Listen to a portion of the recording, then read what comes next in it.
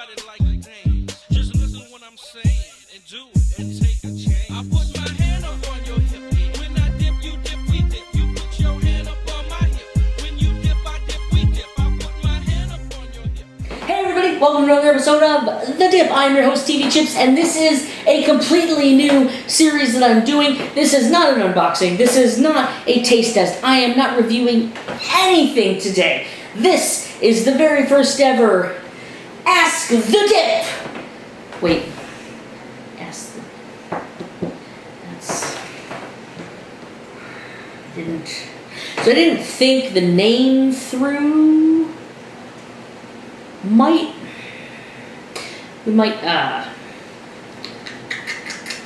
be changing the name. might be changing the name from Ask the Dip to something less making me look stupid.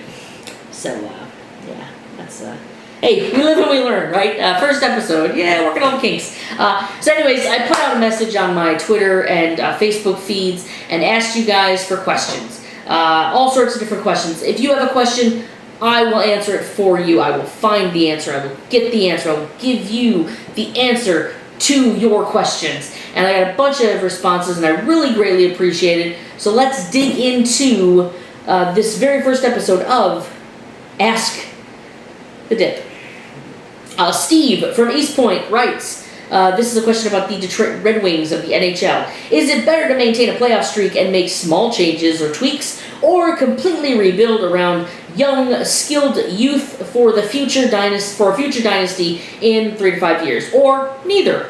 Actually, Steve, I think neither. I think if you've got good talent, continue to develop that talent. If you focus too much on trying to win right now, maybe next year, 2 years down the line, you might hurt yourself in doing so. So I think neither is really the answer, the way to go. Making little changes, but focusing on the future while not sacrificing and so that you're just completely garbage in the now. And I think that goes for all sports. And thank you, Steve. That is a great question. I really appreciate it. And thank you so much for watching it. You're awesome. You've been a big fan. Steve has been a big fan of mine since the beginning. He watched the other show that I did with Em and Ken's. He watched all of those episodes, and I really greatly appreciate it. Thank you, Steve. You are awesome. Keep sending in questions. Keep watching. I really greatly appreciate it. It's people like you that make this channel awesome. Next up, I have a question from Vernon in Texas, and he asks, what is my favorite subscription box? He says, personally, his favorite is Bambox. I have tried quite a few different ones. I've tried Loot Crate, which is kind of the big one. That's the one that most people know about.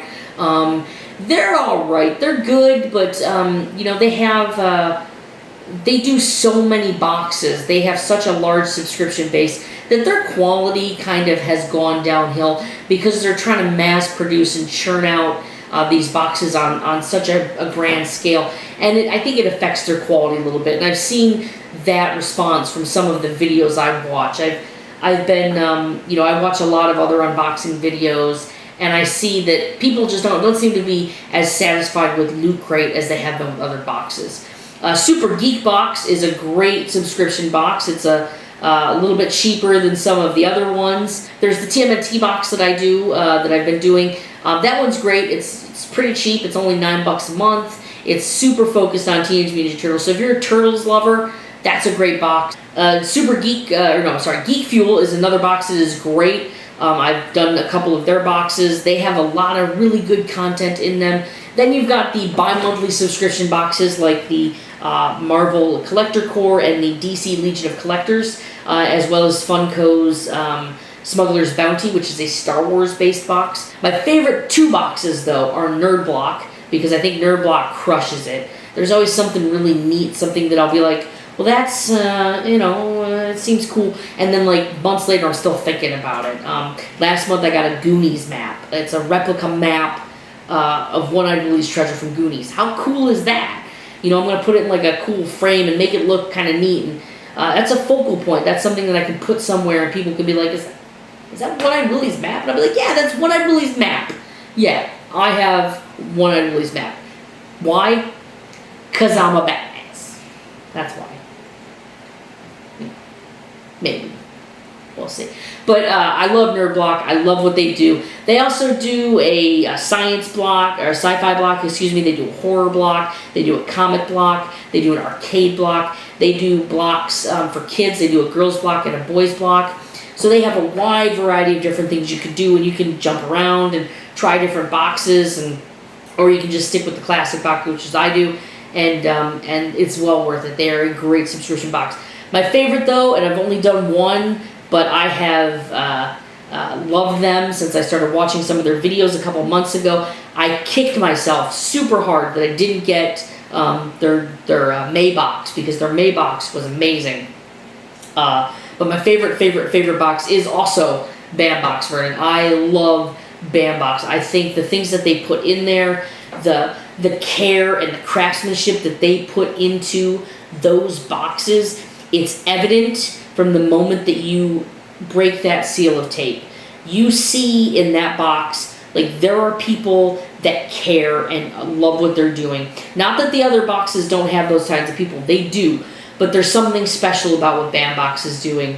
And it's a subscription box that is well worth getting involved in, because they are amazing. Absolutely amazing. So Bambox is my favorite box. I like all the ones I've done, but currently I only do the Marvel and DC boxes bi-monthly, and then I do Nerd Block and Bambox monthly as well. So those are my favorites, and they're great.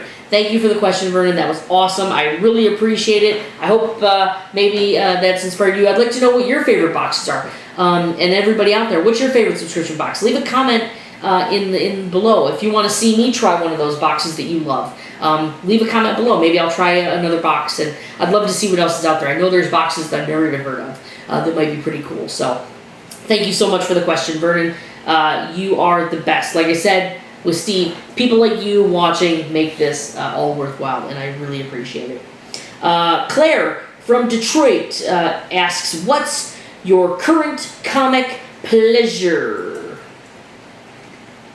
It's a real weird way to word that, Claire, but I dig the style of your questioning stuff, I guess. I don't know. Currently, I am ankle deep in DC's Rebirth. My favorite series to read is Aquaman. I follow him pretty passionately. I read all of the Aquaman comics. He's one of my favorite superheroes.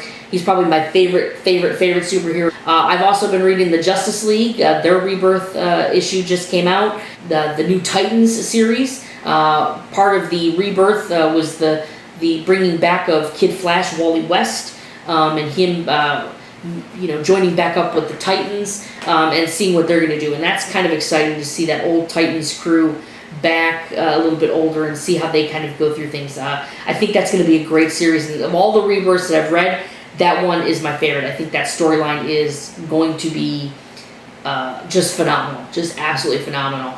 I read the new Superman with the new Chinese Superman. I will definitely be keeping an eye on that. I'd like to see where they go in the future with it. I did also read Nightwing's Rebirth, and that was really good. So I might keep an eye on him as well and see what he's up to. I've never been a big Nightwing fan, but so many of my friends are like addicted to Nightwing. So I feel like I should give him a little bit more love and give him a good chance here now with the Rebirth. So that's what I'm reading. I'm also reading a really great comic graphic novel that I just picked up after waiting for like 3 weeks. I just got my hands on Dark Knight, A True Batman Tale by Paul Dini.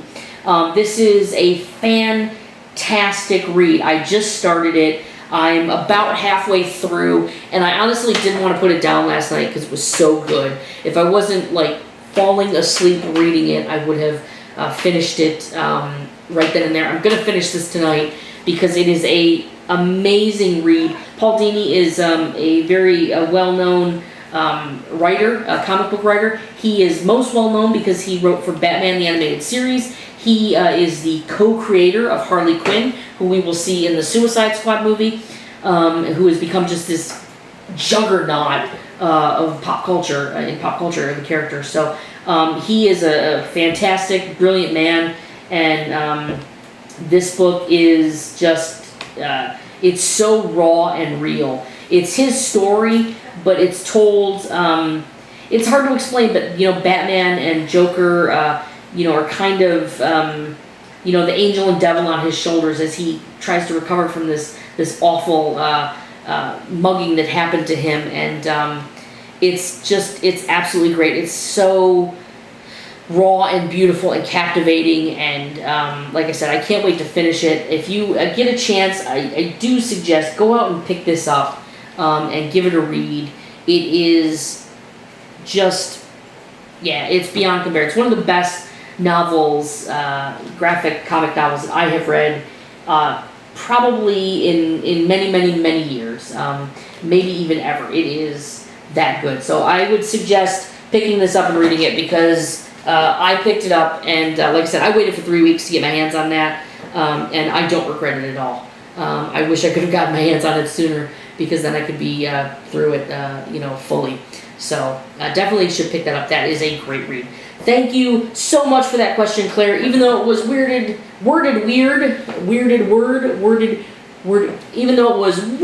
weird. See, even my talk, talk good. But I do appreciate the question. The final question today comes from John in Albany. But John doesn't say what Albany he's from, so I'm going to say that he's from Albany, Georgia. John from Albany, Georgia asks, why is Obama only allowed to serve 2 terms? Well, John, I guess that depends on who you ask. That's a great question, John. I did not expect that, but it's a super cool question. The reason that Obama is only allowed to serve 2 terms legally, not politically, but legally, is because presidents are only allowed to serve 2 terms. Now, you may say to yourself, well, that's a very weird, arbitrary number. Why 2? Senators can serve, for life, for, 7 or 8 terms. Congressmen as well can serve for multiple terms. Why only 2 for the president, you may ask? Well, the story actually goes back to our first president, Mr. George Washington. Shortly after George Washington became president, he no longer wanted to be president. But he served out his term. He was talked into serving a second term, so he fulfilled that second term, and then he was like, I'm out. It's yours. And handed everything over to everybody else. John Adams took over the presidency. He served for 4 years, and then Thomas Jefferson took over the presidency. At the end of Thomas Jefferson's second term, there were a lot of people who wanted him to run for a third term, but he decided that because George Washington had only served for 2 terms, and he was that standard bearer for this crazy experiment that was America and this presidency, he decided to only serve 2 terms. And every president since then has only served 2 terms as an honor to the original president, George Washington. Up until, of course, during World War II, Franklin Delano Roosevelt was at the end of his second term. We were knee-deep in World War II. The country was going through financial crisis and things of that nature. The country was in a bad way. FDR decided that he was going to run for a third term to break that tradition, because the country, he felt, needed that steady hand, and a change in the presidency might be too much for a fragile nation in the grip of war to go through. And so he felt that it was in the country's best interest that he run for a third term. The American people agreed and elected him into office. And everybody was happy. He served until he died, and then Harry S. Truman took over and continued his legacy and ended the war and won his own election. But Congress was not happy. They were not happy that FDR had decided to serve this third term. They deemed it a slap in the face to the legacy of the presidency, especially the legacy of George Washington. They were not happy at all, and so they went ahead and passed legislation that forbade the presidency from being held by one person more than 2 terms. So a president can be president twice, as we have seen in the past. However, they can only hold 2 terms. And so that's why Obama, now at the end of his 2nd term, is not eligible to run for a 3rd term. Legally, not politically, legally. So that's why. It's a great question. It's a question that has a really cool answer, and I love stuff like that. So I dig that question. I really appreciate that. Thank you so much for a question like that. I really do. John, that was amazing. I hope that I answered your question. I hope that you were happy with the answer. I don't know where you were going with that. Maybe you were on one side of the fence or another, but I hope you were satisfied with the question. Again, John, Claire, Vernon, and Steve, thank you. Thank you so much for your questions. If you have a question for the next episode of Ask the Dip, I should stop pointing to my face when I say Ask the Dip. That's going to be change number 1. Don't point at your face when you say Ask the Dip. But anyways, if you have another question for my next episode of Ask the Dip, please go ahead and leave it in the comments section below. Hit me up on the Twitter at TVChips. Go to the Facebook page, facebook.com/TVChips. And go ahead and ask your question. Any question you have, I will do my best to find an answer. And if I can't find an answer, I promise you, I will lie so convincingly that you won't know the difference. So we have that to look forward to. So again, thank you so much, everybody who asked questions. The questions I didn't get to, I appreciate it. I will hold them over. I will hold them over and maybe answer them in the next in another video. But I thank you for your questions. I appreciate it. And again, like I said, thank you all for watching. We will see you next time on another episode of The Dip. Read this book. Read this book. Read this book. Read this book.